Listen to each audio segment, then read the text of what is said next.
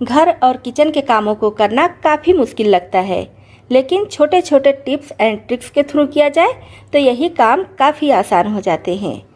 नमस्ते दोस्तों, मैं हूँ छाया और आपके अपने चैनल छाया रसोई में आपका बहुत बहुत स्वागत है। आज मैं फिर से आपके लिए बहुत ही यूजफुल टिप्स एंड ट्रिक्स लेकर आई हूँ जो हमेशा की तरह आपको बहुत पसंद आएंगे। करी पत्ती का यूज हम सभी खाने में करते हैं और करी पत्ती को स्टिक से ऐसे अलग करने के बाद इसके स्टिक को हम फेंक देते हैं।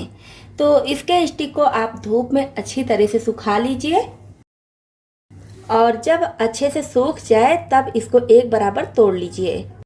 इस तरह से एक बराबर तोड़ लीजिए और चाहे तो कैंची से कट कर लीजिए इस तरह से।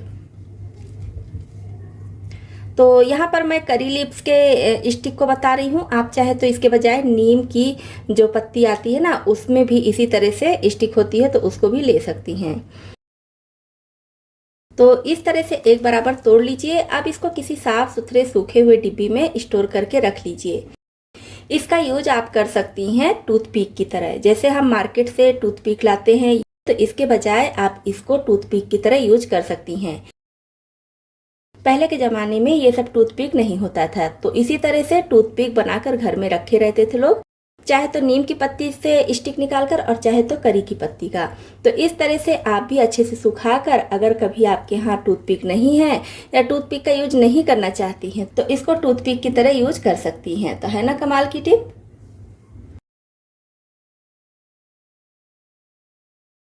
अक्सर हम सभी के घरों में कुछ ना कुछ सामान आता रहता है और बहुत सारे सामान में इस तरह का स्पंज लगा होता है। ये देखिए, इस तरह का एकदम सॉफ्ट सा स्पंज लगा होता है कि सामान की सेफ्टी बनी रहे। तो सामान लाने के बाद सामान को हम यूज करते हैं और इसको फेंक देते हैं। तो अगर आपके घर में भी कोई सामान आया है जिसके साथ ये स्पंज है तो इसको बिल्कुल ना फेंकिए, इसका बहुत अच्छा यूज कर सकती हैं। तो इसको पहले हम कट कर लेंगे। तो इस तरह से जितनी आपको ज़रूरत हो, जितना बड़ा छोटा गोल, उस तरह से आप इसको कट कर लीजिए। ये देखिए कितना सारा ये तैयार हो गया है। तो अब इसका यूज क्या करना है।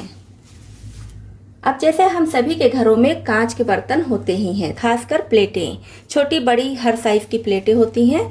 तो इसको अगर हम एक के ऊपर एक ऐसे करके रखते हैं तो प्लेटों में स्क्रैच पड़ने का डर होता है, साथ ही साथ कहीं से चिटकने या क्रैक होने का भी डर लगा रहता है। तो क्या कीजिए, जैसे ये स्पंज जो हम कट किए हैं, एक स्पंज लीजिए, इसके ऊपर रखिए और फिर इस तरह से प्लेट रखिए और फिर दूसरा स्पंज लीजिए और इसके ऊपर प्लेट रखिए। तो इस तरह से प्लेटें आपस में टकराएंगी नहीं, जिसकी वजह से इस पे स्क्रैच नहीं पड़ेगा और इनके चिटकने का भी डर नहीं होगा। ये काफ़ी सेफ रहेंगी।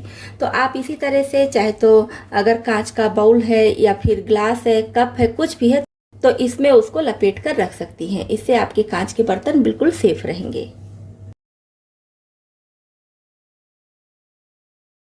मैं यहाँ पर पत्ता गोभी और आलू की सब्जी बना रही हूँ। तो इसमें मुझे कसूरी मेथी डालना है। अभी बारिश का मौसम है तो कसूरी मेथी काफ़ी सॉफ्ट हो जाती है, कितना भी एयर टाइट में रखिए वो सॉफ्ट हो ही जाती है। तो सब्जी मैं बना ही रही हूँ और बनाते समय इसको ढकी भी हूँ।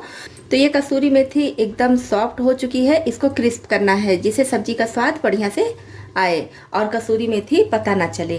तो प्लेट काफ़ी गर्म है तो इसी प्लेट पर इसको मैं डाल दे रही हूँ। बस आप 2 से 3 मिनट में ही देखेंगी कसूरी मेथी एकदम कुरकुरी हो चुकी है। ये देखिए, तो इस तरह से इसको अलग से हमें भूनने की ज़रूरत नहीं पड़ी, ना ही धूप दिखाने की ज़रूरत पड़ी और बहुत बढ़िया से ये कुरकुरी हो चुकी है। इस तरह से बढ़िया से क्रश करके आप कसूरी मेथी को किसी भी सब्जी में ऐड कर सकती हैं और सब्जी का स्वाद बढ़ा सकती हैं। नेक्स्ट टिप के लिए लेंगे सूखा हुआ नारियल। तो इस नारियल के छिलके को पहले हम उतार देंगे। ये देखिए, इसका जो ब्लैक छिलका है ना बहुत आसानी से उतर जाता है, चाहे तो पीलर से उतारें और चाहे तो चाकू से ही। तो इस तरह से सारा छिलका उतार देंगे। अब इसको छोटे टुकड़ों में कट करके मिक्सी जार में डालकर ग्राइंड कर लेंगे। तो ये हमारा बनकर तैयार हो गया है गरी का बुरादा, यानी कि डेसिकेटेड कोकोनट। तो कभी कभी हमारे घर में सूखी हुई गरी तो होती है लेकिन गरी का बुरादा नहीं होता। तो बहुत यूजफुल टिप है। अगर आप इमरजेंसी में पड़ जाए, गरी का बुरादा नहीं मिल रहा है या घर में नहीं है, अभी मार्केट से नहीं लाना है, तो आप इस तरह से सूखी हुई गरी से गरी का बुरादा बनाकर तैयार कर सकती हैं। हम सभी के घरों में कुछ न कुछ ऐसा सामान आता रहता है जिसमें इस तरह से थोड़ा सा मोटा और स्क्वायर में स्पॉन्ज मिलता है। मतलब कि सामान को स्पॉन्ज के सहारे ही सुरक्षित रखा जाता है। इसको हम अक्सर फेंक देते हैं, लेकिन आज हम इसको फेंकेंगे नहीं, आज इसका बहुत अच्छा यूज करेंगे। अब हम सभी के घरों में इस तरह के पिन की ज़रूरत हमेशा पड़ती ही है, और जो लोग सिलाई करती हैं उनको तो बहुत ज़्यादा ज़रूरत पड़ती है। तो ये पिन इस तरह के पैकेट में आता है, ऐसे पैकेट में आता है, और पैकेट थोड़ा सा भी कहीं खुल गया तो सारा पिन गिर जाता है। तो क्या कीजिए, पिन को आप इस तरह से इसमें लगा कर रखिए, इस तरह से।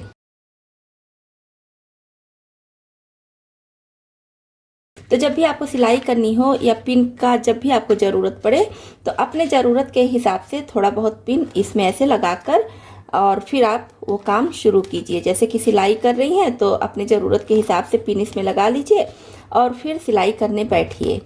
तो इस तरह से अपनी ज़रूरत का पिन ले लीजिए, या तो पूरे में ही पिन लगा दीजिए, कोई दिक्कत नहीं है। और बाकी के डिब्बे को इस तरह से बंद करके हटा दीजिए। इसको लेकर ना बैठिए सिलाई करने के लिए, क्योंकि इसमें से पिन गिरने का डर होता है। तो इस पैकेट को आप अलग कहीं हटा दीजिए जिससे बच्चे ना पाएँ और गिरने का भी डर ना हो। इसमें से आपको पिन भी निकालने में आसानी होगी और पिन के गिरने का डर भी नहीं होगा। तो अगर आपके पास इस तरह का कोई भी स्पॉन्ज है तो उसको ले सकती हैं। तो इस तरह से आपका पिन नहीं गिरेगा, और जब भी आपको पिन की ज़रूरत होगी तुरंत निकाल कर यूज कर सकती हैं।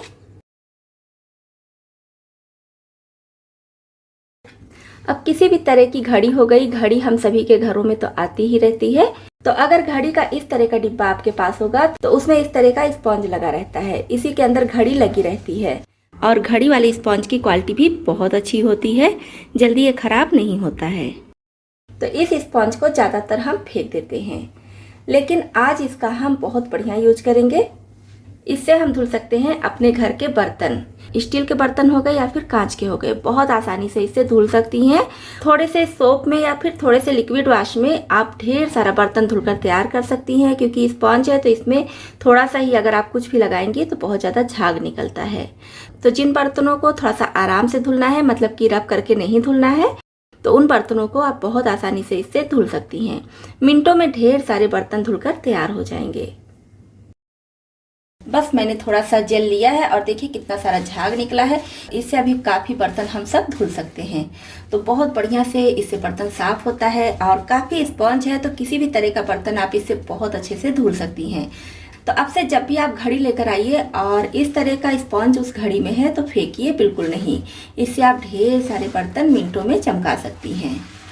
और बर्तन धुलने के बाद इसको भी अच्छे से धुल लीजिए, उसके बाद कहीं रख दीजिए, अच्छे से सूख जाए, फिर आप नेक्स्ट टाइम इसका यूज कर सकती हैं। अक्सर बच्चे हो गए या बड़े, सबके कपड़ों में, खासकर टी शर्ट में इस तरह का रबर प्रिंट होता ही है।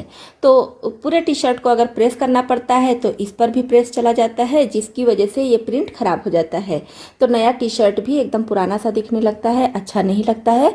तो इसके लिए क्या करेंगे, जब भी आपको टी शर्ट या फिर इस तरह का रबर प्रिंट वाला कोई भी कपड़ा प्रेस करना हो तो इस तरह से पहले बिछा लीजिए और फिर इसके ऊपर हैंकी लीजिए, कोई भी कॉटन हैंकी इसके ऊपर रख दीजिए। और अब आप इसको प्रेस से इस तरह से प्रेस कीजिए। तो प्रेस में ये रबर प्रिंट बिल्कुल भी नहीं चिपकेगा और बहुत अच्छे से प्रेस हो जाएगा।